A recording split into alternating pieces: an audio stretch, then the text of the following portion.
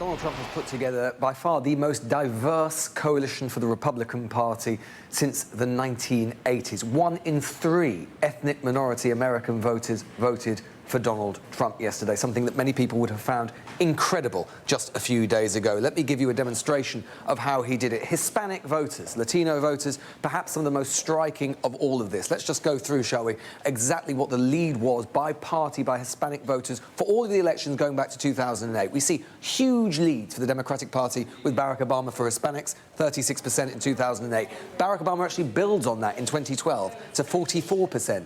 In that year. 2016, Hillary Clinton loses, obviously, to Donald Trump, but still has 38% lead. 2020, Joe Biden enjoys a 33% lead. So it's been going down a bit. But look at this. Look at this. The Democrats now only have a lead of 8% among Hispanic voters, a demographic group that historically they have banked on to be a core part of their coalition. We can also say the same thing with African American voters as well. African American voters, which are the backbone of the Democratic Party, 2008, a 91% lead among African Americans for Barack Obama. 2012, 87%, 81% in 2016, 75% in 2020, and a modest reduction in 2024 to 74%, driven in particular by a reduction in African American men voting for the party. Again, it's not much, but it all adds up. And let me just demonstrate via the map exactly how that can have an effect. So let's take African American voters for a start. Let's look at somewhere like Michigan. You can see here Michigan, a state which has only just been called Michigan statewide, 99% of the vote for Donald Trump. Detroit is a place where historically the African American vote has been weighed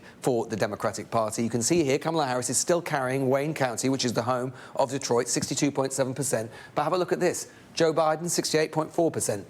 In 2020, Hillary Clinton 66.8% in 2016, and Barack Obama 73% in 2012. You can see a long-scale secular decline in the African-American vote, which has come home to haunt the Democrats this time. Likewise, if we go down to the other end of the country, on the Hispanic vote side, in Florida, and look at Miami-Dade County. Miami-Dade County, on the southern tip of Florida, is somewhere where, again, the Democrats used to weigh Hispanic votes for the first time since the mid-1980s, since 1984, and the Ronald Reagan landslide of that year.